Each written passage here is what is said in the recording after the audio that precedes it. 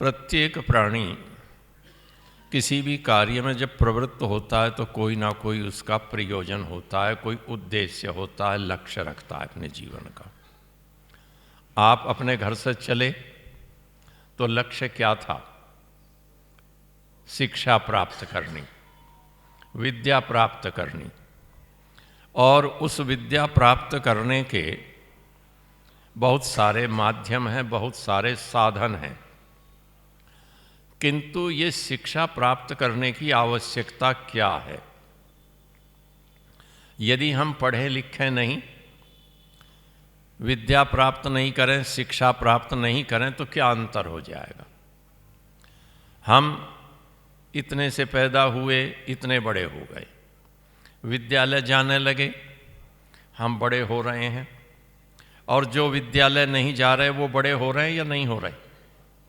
वो भी तो बड़े हो रहे हैं। अच्छा, उनके शरीर भी बढ़ रहे हैं, हाथ पांव सब कुछ हमारी तरह बढ़ रहा है, तो फिर क्या आवश्यकता है कि हम विद्या किस लिए प्राप्त करें? शरीर से बड़े तो हम बिना शिक्षा पाए भी हो जाएंगे, बिना विद्यालय में गए भी हम शरीर से वैसे ही बड़े हो जाएंगे जैसे वह व्यक्ति जिसने कोई अक्षर लिखना नहीं सीखा उसकी तरह बड़े हो जाएंगे। और यदि संसार में जीने की बात करें तो पशु पक्षी जितने भी हैं वो सब दो पाए चौपाए सब जी रहे और सबका जीवन चलता रहता है। ऐसा भी नहीं है कि यदि हम पढ़ लिख गए तो मृत्यु से छुटकारा हो जाएगा। पढ़ने लिखने के बाद भी तो पढ़े लिखे मरते हैं, उनकी भी मृत्यु होती है। जो बिना पढ़े लिखे हैं उनकी भी मृत्यु होती है। तो फिर पढ़ने लिखने का लाभ क्या है? ऐसा भी नहीं पढ़ लिख गए तो हम बैठे रहें और हमें भोजन मिलता रहे, वस्त्र मिलते रहे। पढ़ने लिखने के बाद भी तो कोई ना कोई काम करना पड़ता है। किसी को कंप्यूटर पर काम करना है, किसी को दुकान पर बैठ करके काम करना है, किसी को अध्यापक होकर काम करना है, किसी को किसी प्रकार से काम करना है। तो जब कुछ करेंगे तब रोटी मिलेगी, तब कपड़ा मिलेगा। और बिना पढ़े लिखे रोटी कब मिलेगी? जब काम करेंगे। तो फर्क क्या हुआ? ये लाभ क्या है? यदि पढ़ते नहीं तो आराम से 7 बजे तक सोते ना, रविवार के दिन सोते हैं 7 बजे तक, तो बड़े आराम से सोते, और दोपहर को खाना खा के फिर सो जाते, तो ऐसे भी बड़े हो सकते थे। तो लाभ क्या है इसका? कभी लाभ की बात करें, कोई लाभ नहीं दिखाई देता। किंतु एक लाभ है। यदि वो लाभ हमें पता होता है तो हम पढ़ते हैं, और जिन्हें लाभ पता है वो पढ़ा रहे हैं अपने बच्चों को। वो लाभ क्या है? वो लाभ है कि हम जो हैं वो ऐसे हो जाएं कि कुछ और हो जाएं। और कुछ और किस रूप में हो जाएं? कि मनुष्य से हम पशु बन जाएं या नहीं, ये है कि हम पशु से मनुष्य बन जाएं। हमारे अंदर दोनों चीज़ें हैं। हमारे अंदर पशु भी है और मानव भी छिपा हुआ है। पशु केवल 4 पांव वाले को नहीं कहते, 2 पांव वाले को पक्षी कहते हैं, किंतु हमें 2 पांव होने पर भी मनुष्य कह रहे हैं। अंतर है दोनों में। वो केवल देख करके अपना काम चला लेते हैं। वो ये विचार नहीं करते कि ये अच्छा है या बुरा है, ये खाना है या नहीं खाना, ऐसा करना है या नहीं करना। आपने देखा होगा, गाय है, बकरी है, कुत्ते हैं, सड़क पर घूम रहे हैं, और जब उन्हें वॉशरूम जाना होता है तो क्या विद्यालय में जैसे आप वॉशरूम ढूंढते फिरते हैं, टॉयलेट देखते हैं, क्या वो देखते हैं? कहीं कहीं नहीं देखते। जहाँ मन हुआ वहीं कर दिया। और जब बैठना हुआ तो पूंछ हिलाई। कुत्ता तो पूंछ हिलाकर बैठ जाता है, बाकी तो वैसे ही बैठ जाते हैं। चाहे नीचे गंदगी पड़ी हो या कुछ भी पड़ा हुआ हो, बैठ जाते हैं ना। पढ़ना लिखने का लाभ क्या है? पढ़ने लिखने का लाभ है हमें बैठना आ जाए। पढ़ने लिखने का लाभ है कि हमें दूसरे के साथ व्यवहार कैसा करना है। पढ़ने लिखने का लाभ है कि हम इस प्रकार का व्यवहार करें कि दूसरे देख कर ये कहें कि ये बहुत अच्छा है। आप सड़क पर चले जा रहे हैं और दूसरी ओर से एक वृद्ध व्यक्ति आ रहा है, एक ऐसा व्यक्ति आ रहा है जिसने हाथ में बेंत लिया हुआ है, तो आपके पढ़ने लिखने का लाभ क्या है? आपके पढ़ने लिखने का लाभ ये है कि जहाँ आप चल रहे हैं वो रास्ता उस व्यक्ति के लिए छोड़ दें जो हाथ में बेंत लिए हुए आ रहा है। जो धीरे धीरे चल कर के आ रहा है उसके लिए रास्ता छोड़ दें। पशु इस काम को नहीं कर सकता। सामने से अंधी गाय आ जाए या अंधा बैल आ जाए और इधर से आँख वाली गाय या बैल हो और वो आने वाला वृद्ध है, उसे देख करके जवान गाय रास्ता तो नहीं छोड़ती।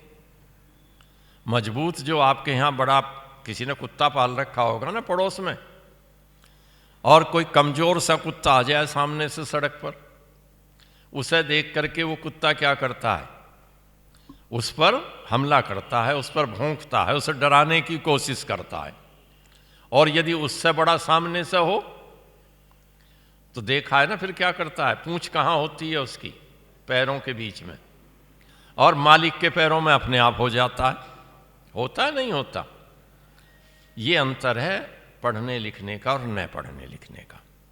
यदि पढ़ाई लिखाई हमें ये सिखा रही है कि जो हमसे कमज़ोर है उसकी हम सहायता करेंगे तो हम पढ़ रहे हैं। हम क्यों करेंगे सहायता कमज़ोर की? कमज़ोर की सहायता क्यों करेंगे? सोचना कभी। इसलिए करेंगे कि देखो जब हम कमज़ोर होते हैं तो हमारे माता पिता हमारी सहायता करते हैं। हम बीमार हो जाएं तो भले ही आप 8 साल की, 10 साल की, 12 साल की हो जाओ, हैं, पिता गोदी में उठा करके रिक्शा में बैठाने की कोशिश करता है? नहीं करता। जिनके पास कार है उसका पिता उसे गोद में उठा करके कार में किस लिए बैठाता है? इसलिए बैठाता है कि ये स्वयं समर्थ नहीं है और इसको मैं चिकित्सक के यहाँ, डॉक्टर के यहाँ ले जाऊं ताकि इसको सुख मिल जाए, आराम मिल जाए। अच्छा, आप स्वस्थ हो गए, मैं स्वस्थ हो गया, तो हमारा काम क्या है कि जिसको हमने उस हालत में देखा रास्ते में, उसकी सहायता करने के लिए हम चले तो हमारे मनुष्य होने का फायदा है। और यदि हम उसके साथ ये व्यवहार नहीं करते तो हमारे मनुष्य होने का क्या फायदा हुआ? फिर तो हम बैल हो जाते, कुत्ता हो जाते, हैं, गधा हो जाते, घोड़ा बनते, कुछ भी बन जाते, क्या फर्क पड़ता? पेट तो उनका भी भरता, पेट हमारा भी भर रहा है। फर्क ये है कि जब हम विद्या पढ़ते हैं, शिक्षा लेते हैं विद्यालय में जा कर के, तो हमारे अंदर क्या जानकारी बढ़ती है? किसके साथ कैसा व्यवहार करना, अच्छा क्या है और बुरा क्या है। अच्छे और बुरे का भेद कहाँ से आता है? पढ़ने लिखने से जो बुद्धि है इसका विकास होता है। और बुद्धि का विकास हो करके, देखो मन तो बताता रहेगा चीज़ों को, किंतु बुद्धि ये बताएगी कि ये करना है और ये नहीं करना, कहाँ थूकना है और कहाँ नहीं थूकना, ये कौन बताएगा? ये आपकी बुद्धि बता देगी। जब आपने पढ़ा, पता चला कि यदि हम कहीं भी थूकेंगे तो उससे क्या होगा कि उससे बीमारियां फैलेंगी। यदि कोई बैक्टीरिया हमारे अंदर पन रहा है और वो हमारे कफ के साथ निकला, वो वहाँ गया, वो हवा के साथ किसी दूसरे व्यक्ति को जो कमज़ोर है उस पर आक्रमण कर देगा। जो जितना स्वस्थ है उस पर कम असर करेगा, जो जितना कमज़ोर है वो उस पर प्रभाव डाल देगा और उसे बीमार बना देगा। तो पढ़ने लिखने का लाभ ये है कि हम ये सोचते हैं कि कोई इस प्रकार से कहीं गंदगी ना फैलाए, तो पढ़ने लिखने का लाभ ये है कि हम भी ऐसा ना करें जिससे दूसरों को तकलीफ हो। पर ये जो विद्या मिलती है, ये विवेक मिलता है, ये मिलता कहाँ है? सब्जी वाले की दुकान पर मिल जाएगा? नहीं। कपड़े वाले के यहाँ मिल जाए, कार के शोरूम पर मिल जाए, नहीं मिलता। ये कहाँ मिलता है? अध्यापक के पास जाकर मिलता है? तो उस विद्या को लेने के लिए हमें क्या करना चाहिए? कहते हैं गुरु शुश्रूषया विद्या। ये जो विद्या मिलती है, जो शिक्षा मिलती है, ये समझ हमारी बढ़ाती है। इसका प्रयोजन इतना ही है, हमारे अंदर बहुत सामर्थ्य, आपके अंदर बहुत सामर्थ्य भरा हुआ है। अध्यापक का काम ये है कि उसको साफ कर दे जो उस पर मैल आई हुई है, जो धूल जमी हुई है। जैसे घर में बर्तन रखे देखे हैं ना, उन पर धूल जमी होती है, और उसको साफ करने के लिए कभी तो कपड़े से साफ कर लेते हैं, कभी धो करके साफ करते हैं, और कई बार उतने से काम नहीं चलता तो एक वो रखा रहता है ना वॉश बेसिन के किनारे पर, या वहाँ आपका जो सिंक लगा हुआ, रसोई में सिंक तो होगा घर में, नहीं, और उस सिंक के किनारे पर एक साबुन और एक थोड़ा सा इतना टुकड़ा रखा रहता है। उससे क्या करते हैं? बर्तन को रगड़ते हैं। क्यों रगड़ते हैं? इसलिए रगड़ते हैं कि जो उस पर मैल आई हुई है वो मैल हट जाए। तो ये मैल हटाने वाला काम आपकी बुद्धि के ऊपर से गुरु करता है, आचार्य करता है, आपका अध्यापक करता है। तो विद्या कब मिलती है? कहते हैं गुरु शुश्रूषया विद्या। जब हम अपने गुरु की सेवा करेंगे तो हमको विद्या मिलेगी। अब बात यह होती है, सेवा करने की जरूरत क्या है? हमने तो फीस दी है, और जब फीस दे दी तो नमस्ते क्यों करें? हम तो अकड़ करके जाएंगे, कक्षा में बैठेंगे और जो वो पढ़ाएगा उसको पढ़ करके चले आएंगे। तो क्या जरूरत पड़ी है हम नमस्ते करें? क्या आवश्यकता पड़ी है हम कहें कि सर समझा दो? वो समझा रहे हैं, जितना समझ में आ गया ठीक है, इतना बहुत है ना? नहीं। तो देखिए लाभ क्या होगा जब हम सेवा करेंगे अपने गुरुजनों की। सेवा का अर्थ उनके पैर दबाना नहीं है, सेवा का अर्थ उनके कपड़े धोना नहीं है, ध्यान रखना। सेवा का अर्थ है उनका आदर करना, सेवा का अर्थ है उनका सत्कार करना। जो भी आपको पढ़ा रहा है, वो चाहे बहन जी हो या गुरु जी हो, जो पढ़ा रहे हैं, आप उनका सत्कार करें, उनका सम्मान करें, उनके साथ मधुर व्यवहार करें, धीमी वाणी से बोले, मंद स्वर से बोले। तो परिणाम क्या होगा कि आपका अध्यापक आपसे प्रसन्न होगा और ये सोचेगा कि ये विद्यार्थी बहुत अच्छा है, ये छात्रा बहुत अच्छी है, और जो चीज़ उसने एक बार समझाई थी आपकी समझ में नहीं आई तो दोबारा समझाएगा। और देखो अध्यापक बहुत रास्ते जानता है, इतने रास्ते जानता है, जो चीज़ आप नहीं समझ रहे ना उसको घुमा करके दूसरे तरीके से समझा देगा। आपको ए लिखना नहीं आता, ए लिखना नहीं आता, तो समझदार अध्यापक क्या करेगा? वो कहेगा जरूरत नहीं, एक काम करो, पेंसिल लो और यूँ पकड़ के यूँ हाथ घुमा दो। घुमा दिया, फिर एक बार घुमा दो, फिर कहेगा देखो इनको ऊपर नीचे बैठा दो दोनों को। पहले जो यूँ घुमाया था आधा वो, और फिर जो दूसरी जगह घुमाया था उसके नीचे लगा दिया। अब दो लग गए ना, तो फिर इसको एक थोड़ा सहारा दे दो, जहाँ दोनों में जोड़ लगा था ना वहाँ एक थोड़ा सा ऐसा एक लाइन खींच दो, सहारा दे दिया। पर देखा होगा ना, कभी कभी पाँव में दर्द हो तो लकड़ी का सहारा ले लेते हैं ना, तो फिर वो बता देगा कि देखो ये जो दो जुड़े थे ना, तीसरा इनके बीच में आ गया, ये बैलेंस नहीं है इनका, ठीक ठीक खड़े नहीं हो रहे, इसलिए क्या काम करो, सामने एक और खड़ा कर दो, एक बेंच सा और लगा दिया, हो गया ना। पर घर से चलते हो तो सिर धोते हो, बाल कंघा करते हो, ठीक लगते नहीं लगते? फिर वो बता देगा देखो ये नंगे सिर है, इसके ऊपर एक पगड़ी सी और बांध दो, टोपी सी लगा दो और एक लाइन ऊपर को खींच दी, तो क्या बना दिया? ए बना दिया, नहीं बना दिया? ऐसे ही ई बनाना सिखा देगा। जो विद्यार्थी एक बार में सीधा समझ गया वो समझ गया, नहीं समझ गया तो अध्यापक टुकड़े टुकड़े में बना देगा और सारे अक्षरों को टुकड़े टुकड़े बनाना सिखा देगा। पर वो कब सिखाएगा? जब आप शिष्ट होंगे।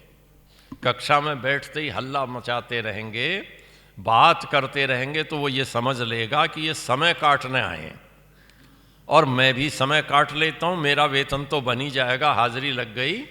इसलिए आपको वो विद्या नहीं मिलेगी, वो रहस्य नहीं मिलेगा, और जो मिलेगा वो बहुत थोड़ा होगा। आप जो अधिक लेना चाहते हैं उस अधिक को लेने का तरीका है हम अपने अध्यापकों का सम्मान करना सीखें। वो तो वहाँ मिलते हैं अक्षर, किंतु ये जो समाज में बड़े व्यक्ति हैं, आपके मोहल्ले में आपकी उम्र से बहुत सारे बड़े रहते होंगे, कोई ताई लगती होगी, कोई चाची लगती होगी, कोई ताऊ होगा, है? वैसे तो आजकल ये सारी चीज़ें एक शब्द में समा गई हैं। और अगले 30 साल के बाद दादा का अस्तित्व खत्म तो अभी हो रहा है, पर 30 साल के बाद कोई बालक पूछेगा दादा किसे कहते थे, तो बताने वाले को मुश्किल हो जाया करेगी कि दादा इसको कहते थे। परदादा तो बताने वाले आज ही कम मिलेंगे, प्रपितामह बताने वाले आज भी कम हो जाएंगे, और प्रपोत्र पूछ लो किसको कहते हैं, नहीं बताने वाला मिलेगा, है? वो बता देगा। तो आप अंकल कह के सबसे काम चला लेते हो, चाहे दादा की उम्र का हो, ताऊ की उम्र का हो, चाचा की उम्र का हो, चला लेते हो ना काम। तो यदि उनके साथ भी आपका बर्ताव अच्छा नहीं हुआ तो वो क्या कहेंगे कि ये बड़ी बेकार लड़की है, क्या पढ़ती है, अमुक की लड़की कुछ नहीं पढ़ती, इसने क्या सीखा। तो आपको आशीर्वाद नहीं मिलेगा उनका। आशीर्वाद कब मिलेगा? जब आप उनके साथ अच्छा व्यवहार करेंगे, सेवा करेंगे, सत्कार करेंगे। सेवा माने सत्कार, आदर। तो एक तो विद्या मिलती है गुरु की सेवा से, सत्कार करने से। एक तरीका और है, और वो तरीका क्या है? प्रभूतेन धनेन वा, खूब सारा धन दो, विद्या मिल जाएगी। बड़ी बड़ी फीस दो, अच्छी जगह पढ़ने को मिल जाएगा, ट्यूटर मिल जाएंगे पैसा दे करके, किंतु उससे जो कुछ भी मिलेगा वो अक्षर ज्ञान होगा। उसमें बड़ों का सत्कार करना नहीं सिखाया जाएगा पैसे से। पैसे से तो अक्षर ज्ञान दिया जाएगा। और इसलिए आज सारा समाज दुखी है। समाज किस लिए दुखी है? अक्षर ज्ञान तो ये समझ लीजिएगा कि विस्फोट हो रहा है, और जब विस्फोट होता है तो उसका परिणाम क्या होता है? विस्फोट से तो विनाश ज़्यादा होता है। विस्फोट चाहे पत्थर की खदान में हो रहा हो और चाहे पाकिस्तान की मस्जिद में हो रहा हो, होता है ना, या अफगानिस्तान में हो या सीरिया में हो, जहाँ भी विस्फोट होगा, विस्फोट तो क्या करेगा? टुकड़े टुकड़े कर देगा, तोड़ देगा। जोड़ने वाला कोई विस्फोट नहीं है। जोड़ने वाला काम कहाँ होता है? जोड़ने वाला काम तो, अब देखो ये लोहा है, पाइप, इसे तोड़ दें तो जोड़ने के लिए पता है क्या करना पड़ेगा? 2 काम करने पड़ेंगे। या तो इसको आग में तपा करके तब जोड़ा जा सकता है।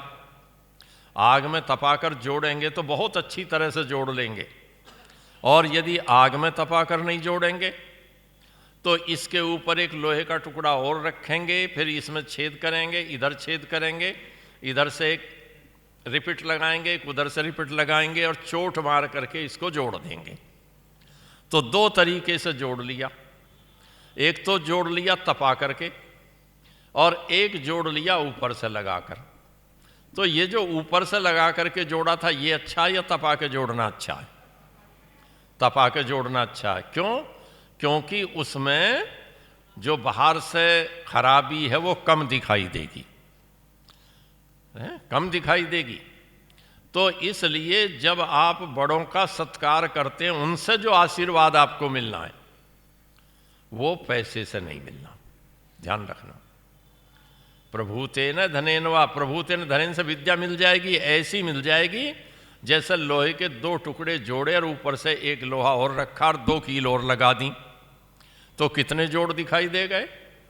एक इसका जोड़ दिखाई दिया, एक ऊपर कील के जोड़ दिखाई दे गए, और जब हाथ फिराओगे तब वो चुभेंगे।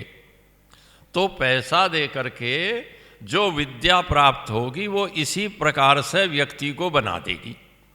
और इसलिए जितना जितना अधिक पैसा दे करके व्यक्ति विद्या अर्जित करता चला जाता है, पैसे दे करके विद्या पढ़ता है पैसे के बल पर, वो उतना अहंकारी होता है। जब आप आदर करके विद्या पढ़ते हैं तो आपके मन में ये भाव होता है कि गुरु जी की कृपा हुई और उन्होंने मुझे ये चीज़ें समझा दी, तो आप विनम्र हो जाते हैं। और जब आप ये सोचते हैं कि नहीं नहीं मैंने तो ये चीज़ खरीदी है, दोनों चीज़ों में अंतर होता है। आप जा रहे, कोई आपको प्रसाद दे कहे कि ये प्रसाद है, तो आप कैसा लेते हैं? ऐसा लेते हैं? नहीं लेते, दोनों हाथ से प्रसाद लेते हैं। और जब आप पंसारी के यहाँ जाएं या सब्जी वाले से सब्जी लेते हैं और वो थैली में डालता है तो कैसे उठाते हैं? थैली को ऊपर से पकड़ के उठा लेते हैं और लटका के लिए चले जाते हैं। प्रसाद को कभी लिया है किसी ने ऐसे? क्यों? प्रसाद को ये मानते हैं कि ये इसने मेरे ऊपर कृपा की, इसने मेरे ऊपर भला किया, ये सोच करके मुझे दिया कि इसका भला हो, इसे कुछ अच्छी चीज आ जाए, है? और खरीदी हुई को हो। तो ये जो अंतर है, ये विद्या और शिक्षा देने में, लेने में, आदर सत्कार से लेना और खरीद करके लेना, यही अंतर है। जिसने आपको प्रसाद रूप में दिया उसको तो आपने कहा थैंक यू, कहते हो नहीं कहते? धन्यवाद। और जब सब्जी वाले से सब्जी लेते हो और पैसे देते हो, कभी कहा आपने धन्यवाद? किसी ने कहा अरे आइसक्रीम तो खरीदते होगे? कभी नहीं खरीदते। तो जिससे ली आइसक्रीम उसको कभी कहा धन्यवाद, थैंक यू? है? पैसे दे के जब लेते हो तब भी धन्यवाद देते हो? फिर कोई नहीं देता है? फिर कोई नहीं देता। क्यों? क्योंकि उसकी कृपा क्या है। तो समझिए, जब स्नेह से उससे विद्या मिलेगी तो परिणाम क्या होगा? आपको आशीर्वाद भी मिलेंगे जब आप कृतज्ञ होंगे। अपने बड़ों का जब आप आदर करेंगे तो आपको आशीर्वाद भी मिलेंगे। और वो नाराज भी हो जाए तब भी आशीर्वाद नहीं छूटता उनका। आशीर्वाद तो देंगे ही देंगे आपको। जब भी आप नमस्ते करेंगे, अपने से बड़ों को आदर करेंगे, वो आपको आशीर्वाद जरूर देंगे। देखो, एक छोटी सी बात कह के समाप्त करूंगा। एक युद्ध हो रहा था। जब लड़ाई होती है ना, घर में भी तो देखी होगी, कभी नहीं देखी है? अरे किसी दिन माताजी पिताजी लड़ रहे होते हैं, कभी लड़ते नहीं? लड़ते हैं? ऐसा तो कोई घर हो ही नहीं सकता जहां ना लड़ते हो, सब लड़ते हैं। किंतु उस लड़ाई के समय देखते हो ना, थोड़ा बहुत माताजी कतर कतर तो करती रहेंगी, पर चप्पल उठाकर कभी नहीं चलती होंगी। चल पड़ती हैं? अच्छा चलिए, वो भी वहां से कतर कतर करते रहेंगे, पर दोनों में एक डिस्टेंस बना रहेगा, एक फासला बना रहेगा। और थोड़ी देर बाद सिर पकड़ के बैठ जाएंगे और थोड़ी देर के बाद फिर राजी राजी बोलने लगेंगे।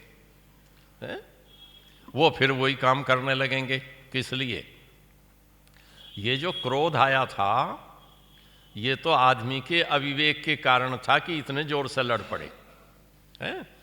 समझ ज्यादा होती तो लड़ाई कम होती, फिर लड़ाई का तरीका बदल जाता समझ होने पर। तो वो तो हुई कम समझ के कारण, ना समझी के कारण, किंतु संबंध जुड़ा रहा। इसलिए जुड़ा रहा। बाकी समय में तो एक दूसरे के प्रति कहीं ना कहीं आदर का भाव है। तो गुरु भी कभी नाराज हो जाए, बड़े भी कभी नाराज हो जाएंगे तो डांट फटकार तो करेंगे, पर अपने दिल से ये नहीं चाहेंगे कि तुम्हारा बुरा हो जाए। कैसे? देखो, एक युद्ध हुआ और युद्ध में दादा और पोता लड़ पड़े। दादा और पोता लड़ पड़े। तो दादा ये चाहेगा कभी कि मेरा पोता मर जाए? नहीं चाहता ना। गुरु चाहता है कि मेरा विद्यार्थी मर जाए? नहीं चाहता। क्लास में चांटे लगा देगा। अब तो जमाना गया, पहले लगते थे। जब आपके पिताजी पढ़े होंगे या दादा पढ़े होंगे तो खूब पीटे होंगे। तो कभी नहीं चाहता, तो युद्ध हुआ, लड़ाई हो गई, बहुत बड़ी लड़ाई, हजारों योद्धा खड़े, आप हजारों मान लीजिए, वैसे तो जितना मेरठ है इतने लोग खड़े थे बंट करके लड़ाने के लिए, इतने तो एक जगह मैदान में इकट्ठे हो रहे थे जितना बड़ा पूरा मेरठ है आपका। तो लोग लड़ पड़े, दादा पोता भी लड़े, गुरु चेला भी लड़े, और लड़ाई से पहले पोता गया, अपने गुरुओं के पास गया, दादा के पास गया, और जाकर के कहने लगा कि दादा नमस्ते, अब ये लड़ाई तो लड़नी पड़ेगी, मुझे आशीर्वाद दो। तो दादा क्या करेंगे, आशीर्वाद देंगे? नहीं देंगे। और दादा लड़ रहे हैं दूसरी तरफ से, दादा तो दूसरी तरफ से लड़ रहे हैं, पर आशीर्वाद को मना कर देंगे क्या? नहीं, बस यही किया दादा ने, और कहा कि विजयी भव, तुम्हारी जय हो। तो जय किसकी हुई? उस लड़ाई में जय पोते की हुई। दादा मुकाबले पर लड़ रहा था, आमने सामने थे, पर पोते ने जाकर के दादा को नमस्ते की, प्रणाम किया और आशीर्वाद मांगा, तो दादा ने आशीर्वाद दिया और पोता जीत गया और दादा मर गया। दादा का पक्ष लड़ाई हार गया है। ये लड़ाई एक महाभारत की लड़ाई उसे कहते हैं। तो इसलिए अपने जीवन में ये भेद छोड़ देना कि इसका जन्म कहाँ हुआ, इसके पिता का नाम बरकतुल्ला और मेरे पिता का नाम देव शर्मा, ये भेद मत करना अपने जीवन में। अपने जीवन में ये समझना कि हम सब मनुष्य एक जैसे हैं, हमारी जाति एक है। ये नहीं है कि मैं तेली हूँ और ये कुम्हार है, ये भेद मत करना। अपने जीवन में ये सोचना कि हम सब मनुष्य एक जैसे हैं, और मनुष्य को मनुष्य के साथ कैसे रहना है, मिल कर के रहना है, प्यार से रहना है। तभी जैसे जब घर में माता और पिता प्यार से रहते हैं तब आपका जी लगता है, और जब उनकी खटर पटर होती है तब मन बेचैन होता है, लगा प्रसन्न रहते हो। जब माँ बाप दोनों लड़ रहे होते हैं, बताओ कौन ऐसा तुम में से जो राजी होता हो? हाथ उठाओ। कोई राजी होता है? नहीं। दुखी होते हो? हाथ उठाओ। तो जब दुखी होते हो, जब घर में माता पिता की लड़ाई से तुम्हें आज तकलीफ होती है, कल को जब बड़े हो करके समाज में तुम लड़ोगे, तो समाज में जो तुमसे छोटे हैं, तुम्हारे बच्चे होंगे, भाई बहन होंगे, पड़ोसी के होंगे, उनको तकलीफ होगी या प्रसन्नता होगी? तकलीफ होगी। इसलिए बड़े हो करके ये समझना हम सब मनुष्य एक हैं, और जो हमसे बड़े हैं, चाहे उम्र में बड़े हैं, चाहे विद्या में बड़े हैं, ये मत देखना कि इसका दाढ़ी है या नहीं है, ये मत सोच लेना पगड़ी है या नहीं है, ये देखना ये आदमी है। जो तुमसे बड़े हैं उनके प्रति आदर का व्यवहार करना, और दुनिया में जिससे कोई चीज़ मिले उसको धन्यवाद दो, जैसे प्रसाद को धन्यवाद देते हो। बड़े लोगों से जो कुछ भी मिलेगा वो समझना प्रसाद है, और वो प्रसाद क्या करेगा? वो प्रसाद जीवन में सफल बना देगा। तो विद्या मिलेगी सेवा करने से, बड़ों का सत्कार करने से। पैसे से मिली हुई विद्या विद्या तो होगी, पर विस्फोट करने वाली होगी, और भी प्रकार है विद्या मिलने के, वो छोड़ दीजिए उनकी बात, तो अपने जीवन में कहीं ना कहीं ये मान कर चलना। और विद्या का अर्थ क्या है? विद्या का अर्थ ये है कि जो जैसा है उसको वैसा मान लेना, ये विद्या है। जो जैसा है, जो जड़ है उसको जड़ मानना, चेतन को चेतन मानना।